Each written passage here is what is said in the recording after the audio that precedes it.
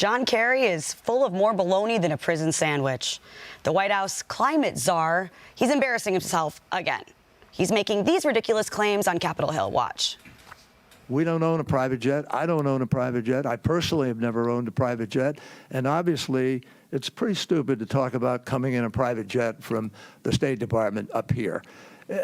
Just honestly, if that's where you want to go, go there. Mr. Secretary, do you stand by that testimony that you've never owned or I personally, your family? By your family? Personally, yes. My wife owned a plane and sold the plane. You flew on that plane? Not in a number of years, but I have flown on it.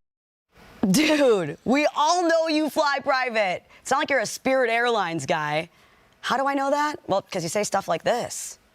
I believe the time it takes me to get somewhere. I can't sail across the ocean. I have to fly to meet with people and get things done. I couldn't possibly eat the crab legs without warm French butter. I'm not a peasant. Why does anybody still listen to these windbags?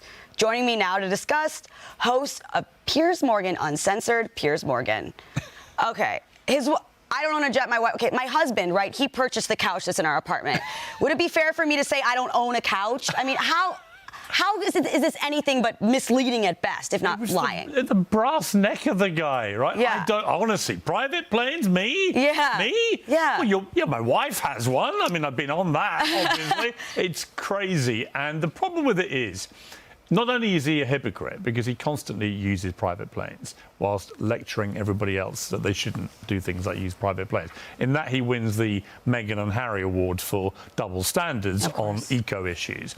But also, if you're trying to bring people with you on this kind of campaign, a lot of people are probably thinking about it seriously and maybe persuadable.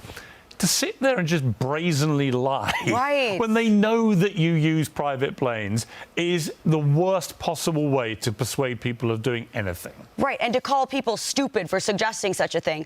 What politicians all too often, right? They say one thing, they do another. How do they keep getting away with this? It is the standard thing that we throw at politicians, is that never practice what they preach. And there you have John Kerry. He seems to have built this extraordinary eco-empire for himself with all these employees, none of whom he really wants to name. Then he pops up all places like China and places, sort of lavishing praise on the Chinese government. He's like, who is this guy?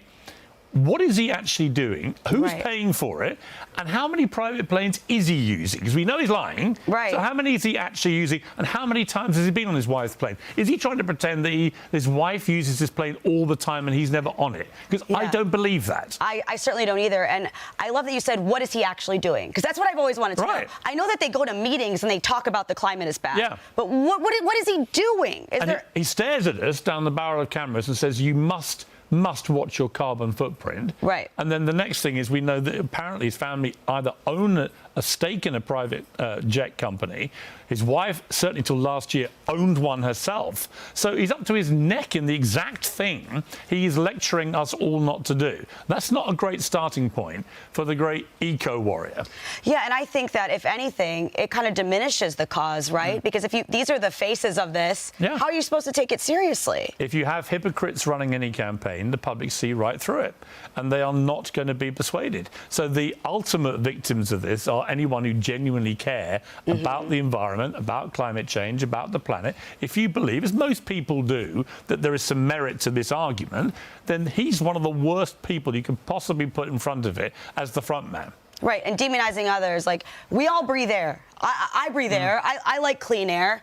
But I really just, I don't see how he can continue to do this and people don't call him out on it more, because a lot of people are like He was angry. Did you notice? Yes, he was indignant at the suggestion. Really prickly. And it was reminded me of the White House press secretary saying how it was incredibly irresponsible of journalists to ask whether the Bidens were responsible for cocaine in the White House. Actually, why don't you just say that they weren't? Deny it. Right? Yeah. He likes to attack the media or politicians, whoever it may be, for daring to suggest he uses private planes. But, mate, you use private planes. Yeah. Park the anger where you park your jet. We saw a lot of this in COVID, too. People who are really hard on the restrictions, going out themselves. Gavin Newsom at the French Laundry. We have London Breed, same thing. I don't know what we do here.